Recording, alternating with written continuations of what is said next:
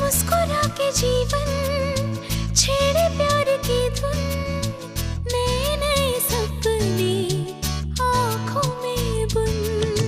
मुस्कुरा के जीवन छेड़े प्यार की धुन, नए नए सपने आँखों में बुन। आशा की किरण कहती हमसे कसम से कसम से कसम से, बहारें चुरा लो मौसम से। कसम से कसम से कसम से, कसम से कसम से कसम से, कसम से कसम से कसम से।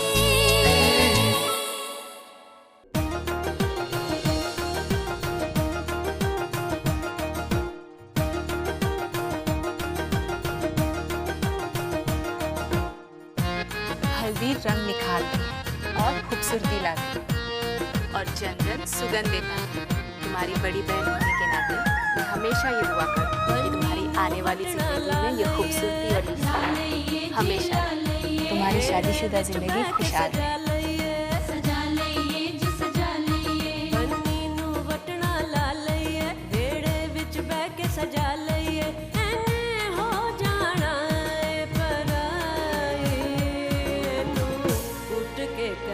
God bless you.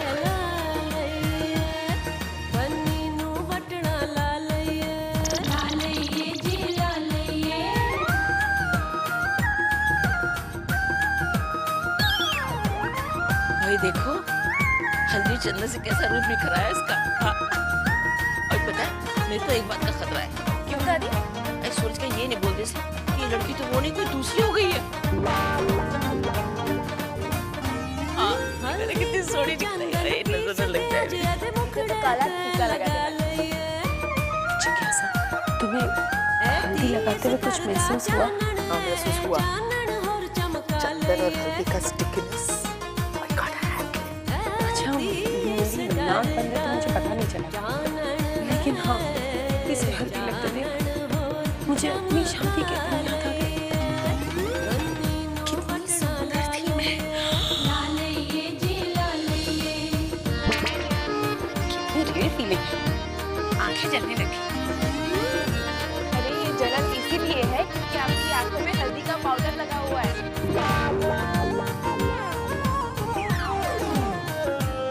आंखें नहीं, हमारे चेहरे पर भी लगा है।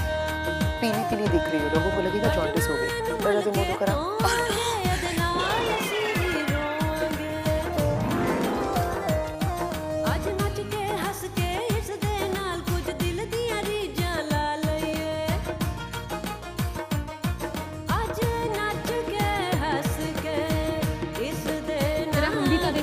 जब हमारी गंगा बड़ी होगी और उसे हल्दी लगाई जाएगी तो वो कैसी लगेगी?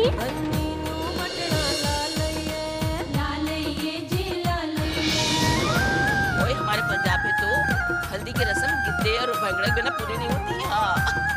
अरे करो कुछ छूटो खेलो तो बच्चे लोग।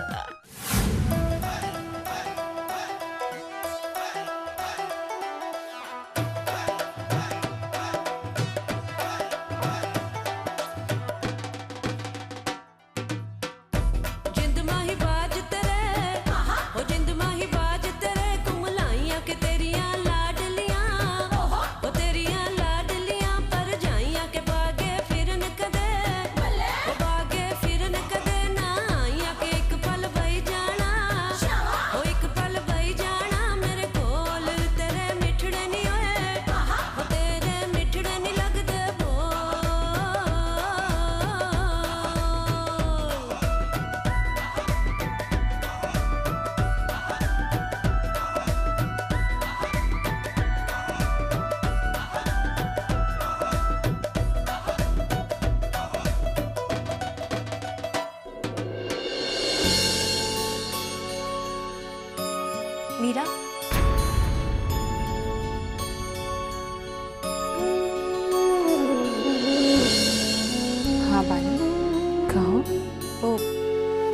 देना था।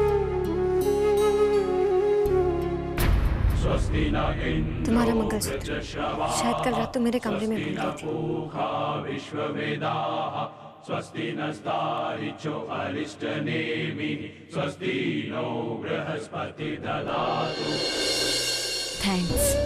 अरे इसमें शुक्रिया अदा करने वाली कौन सी बात है, तुम्हारी अमानत है। नहीं बानी, जब भी मेरे मंगलसूत्र पे कोई आंच आई है आपने हमेशा उसकी हिफाजत की है।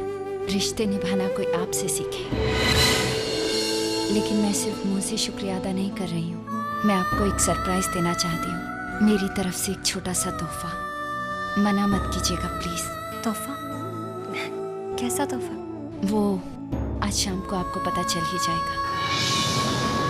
आज शाम को मिलने की रस्म है, उसमें आपका तोहफा आपको मिल जाएगा और मुझे यकीन है उसे पाकर आप बहुत खुश हो जाएंगी।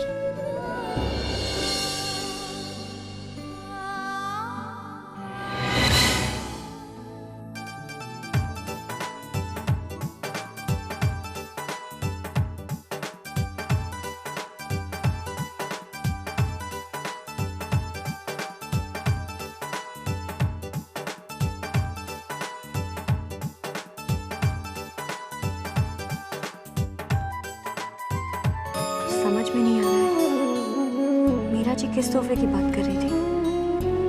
क्या सरप्राइज देना चाहती है वो मुझे? चलो पल्लवी, अब घर की सारी औरतें तुम्हें तुम्हारे कमरे तक ले जाएंगी। हाँ जल्दी चलो, अपने अपने कमरे में जाके जल्दी से तैयार होना है मिलने के लिए।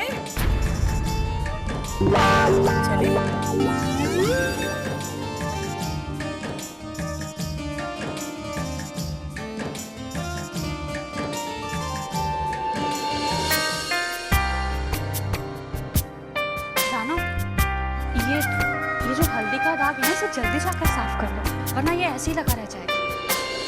हाँ ठीक है, एक काम करो, हम किचन में जाके देखो मिठाइयाँ बने के लिए। मैं जाके तुम्हारे कमरे में ही साफ कर लेती हूँ। ठीक है, जाओ।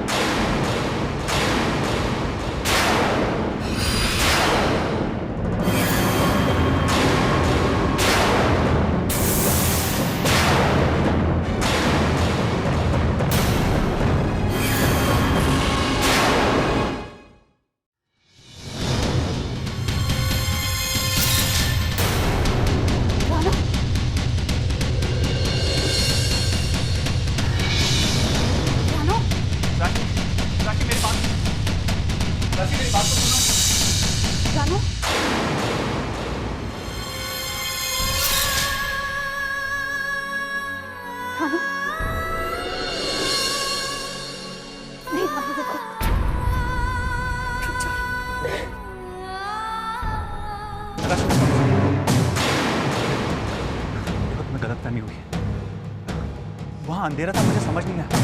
मुझे लगा अंधेरे में तुम इतने गिर चुके हैं, इतने? पहले भी आप रानू को पसंद करते थे, लेकिन कम से कम मुझसे कभी छुपाया नहीं। और आज आपने मुझसे प्यार का नाटक कर दिया। पहले मुझसे माफी मांगी।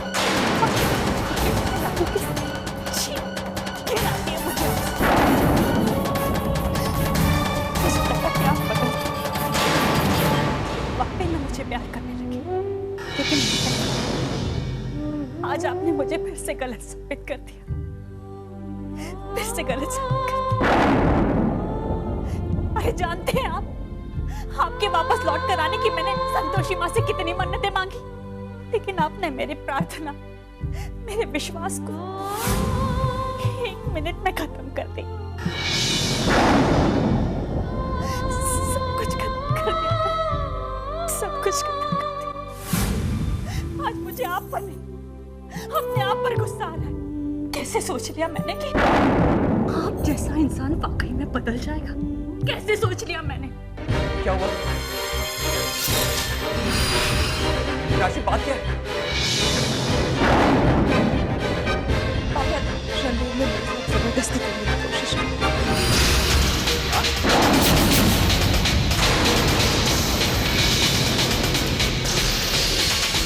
राशि, मेरे ख्याल से कुछ गलत फहमी हो गई। देखो मेरे रणवीर की तरफ, रणवीर ऐसा नहीं कर सकता। उसकी आंखें देखो बेटा, उसकी आंखों में साफ झलक रहा है कि गलतफहमी है। वो सिर्फ तुमसे प्यार करता है राशि, ये तुम भी जानती हो ना। इस लड़की की बातों पर विश्वास मत करो, तुम इसे अच्छी तरह से जानते हो सकता है ये मुझसे झूठ बोलती है राशि। नहीं मम्मी जी, राना झूठ नहीं बोल रही। मम्मी जी, खुद मैंने अपनी आंखों से देखा। जब मैं बाहर गई तो राना चिल्ला रही और रणवीर ने उसे पीछे से पकड़ा हुआ।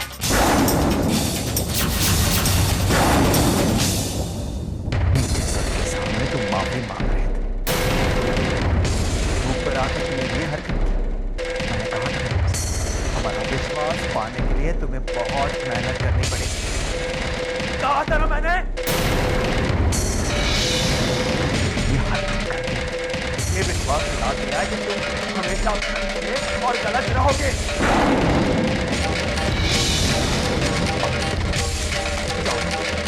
Get out from here!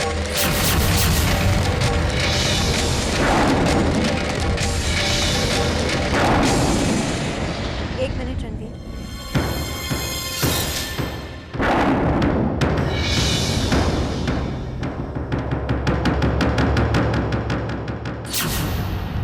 तुम कुछ बोल क्यों नहीं रहे? रानू और राशि सच्चाई नहीं जानती, तुम इन्हें बताओ कि सच क्या है। नहीं माँ, इंसान सामने वाले की नहीं, बल्कि अपने विश्वास की जुबान है। और क्या बताऊं, क्या आपको लगता है कि इनमें से कोई मुझ पर विश्वास करे? मुझे मैं नहीं बताती। राशि, रणवीर यहाँ ये सोच कर आया था कि कमरे में तुम हो। बानी मामी, आपने राशि को वहीं देखा? हाँ, वो तो पल्लवी को छोड़ने गई थी उसके कमरे में, और फिर शायद वापस अपने कमरे में चली जाएगी। उससे मिलने के लिए तैयार हो। रणवीर, मुझे लगता है कि शायद राशि अब भी परेशान है। शायद उसके दिमाग में अब भी शक है कि तुम उसे प्यार करते हो या नहीं, और उसे दोष भी नहीं दिया जा सकता। बीती बातें इतनी आसानी से भुलाई नहीं जा सकती ना। फिर भी जो भी सच है उसे सब कुछ बता देना। उसे यकीन होना चाहिए कि तुम उसी से प्यार करते हो। हाँ राशि, इसलिए रणवीर वहां कमरे में आया था क्योंकि उसे लगा कि वहां तुम होगी।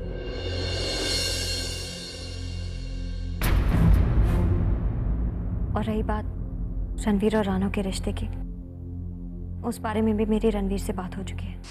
बानी मामी, मुझे आपसे एक और बात करनी है, रानो के बारे में। मामी, मैंने रानो से रिश्ता बनाया, एक बार हमदर्दी से और एक बार जबरदस्ती से, और आज मैं अपनी जिंदगी राशि के साथ दोबारा जीना चाहता हूँ, क्योंकि जिंदगी उसी के साथ बितानी चाहिए जो आपसे प्यार करे, और राशि से ज्यादा मुझसे और कोई प्यार नहीं कर सकता। वजह से मैं बदल चुका हूँ और आज मुझे समझ आ गया है कि राशि मेरी जिंदगी थी और हमेशा रहेगी और रानू सिर्फ एक जिद थी और आज मैं इस जिद को छोड़कर जिंदगी जीना चाहता हूँ। लेकिन सिर्फ एक बात का डर है, रानू और राशि के बीच की दोस्ती और मेरा रानू का रिश्ता कभी ना कभी कोई ना कोई गलतफहमी पैदा कर सकता है और इसीलिए मैं आपके पास आया।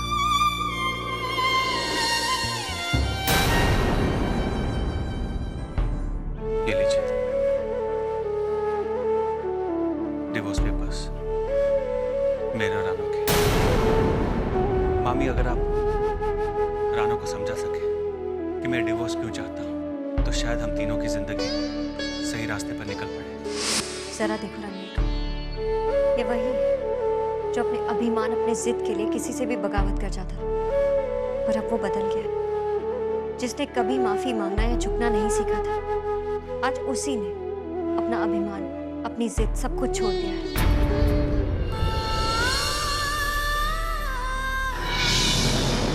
कहते हैं जेल में जाकर लोग बदल जाते हैं, पर मुझे लगता है इंसान तभी बदल सकता है जब वो बदलना चाहता है। रणवीर के बदलाव को इसी बात से देखा जा सकता है कि वो राशि के प्यार को पाना चाहता है, पर उसमें ये समझ भी है कि कहीं वो रानू को ठेस न पहुंचाए। रणवीर, मुझे माफ कर दीजिए। मैंने आपको गलत समझा, मुझे माफ कर दीजिए।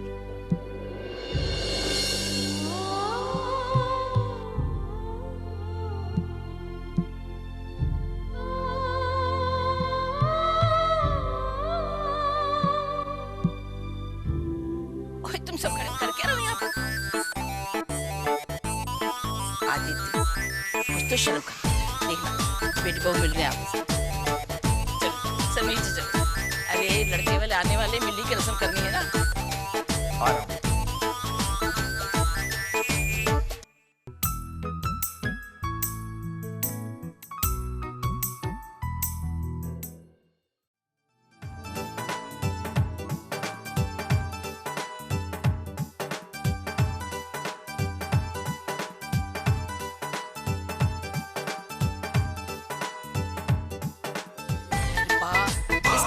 किसी काम के नहीं। शगुन का थाट ठीक करने को दिया था, वो भी ठीक जो है। काम नहीं होता, निकम्मे एकदम से। ये बिजनेस क्या खाक संभालेंगे ये तो। क्यों, क्या हुआ दादी? वो देखना पुत्र, उसको मैंने शॉल रखने को बोला था, उसने उठाई। तो तुम पूरा लड़के वाले पता नहीं कब आ जाएंगे। ओए पूर्वा, तुम साथ केसर रखी है ना? जी दादी, सब है, बस केसर नहीं है। ओए लो, केसर कैसे होगा पुत्र? जाए काम कर, तुम मंदिर में जाकर देख, वहाँ पड़ी होगी केसर। मैंने देखा दादी, वहाँ भी नहीं है। सही केसर। हाँ, मैंने याद आया, वो आउट हाउस में केसर का डिब्बा देखा था मैंने।